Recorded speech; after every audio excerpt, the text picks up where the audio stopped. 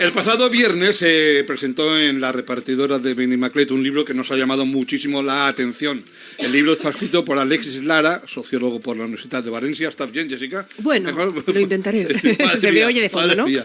Bueno, como decíamos, el libro se llama Negacionismo de género y negacionismo de género, escrito por Alexis Lara, que nos acompaña hoy en nuestros estudios. ¿Qué tal, Alexis? Buen día, ¿cómo estás? Bienvenido. Y vamos a hablar de las interesantes reflexiones que planteas en el libro, pero yo antes quería preguntarte por la primera parte del título, el concepto, el fenómeno de negacionismo, que lo hemos oído tanto como de género, pero también con el cambio climático, con las vacunas.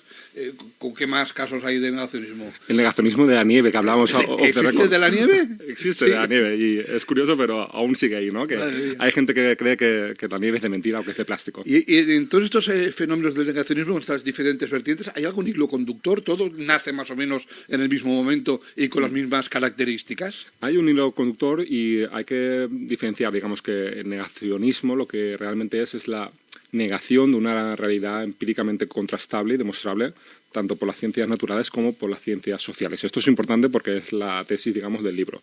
¿Por qué? Porque el negacionismo de género, en realidad, lo que está haciendo es negar o considerar que únicamente el sexo biológico es lo que determina a los hombres y a las mujeres y también su comportamiento, obviando, por tanto, o negando la realidad social que existe detrás. Es decir, negando una estructura social, política, cultural, que hace que en última instancia las mujeres estén relegadas a un segundo plano en la sociedad, ¿no? Y que sean los hombres los que tengamos ese primer plano.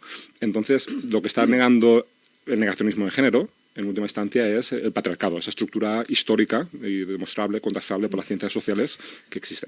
Alexis, jo us parlaré en valencià, si puc, parlar, perquè la neu no ho sé, però els constipats existissin, Això no se niega, és ciència, també, això no es pot negar. Però vaja, l'auge una miqueta d'este negacionisme, el situes també a la pandèmia, però cal recordar que el 2018 el moviment feminista va tindre una important empenta amb eixa onada. És també un moviment en contra d'aquest èxit més enllà de la pandèmia o està tot vinculat? El negacionisme de Chile en realitat és un negacionisme que sempre està latent, sempre està latent.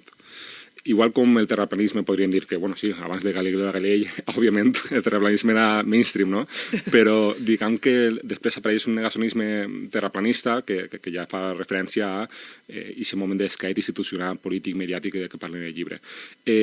A més, la reacció antifeminista, diguem que és un moviment que, com bé dius, apareix en més auge, en més vehemència, sempre en els avanços socials conquerits per les dones.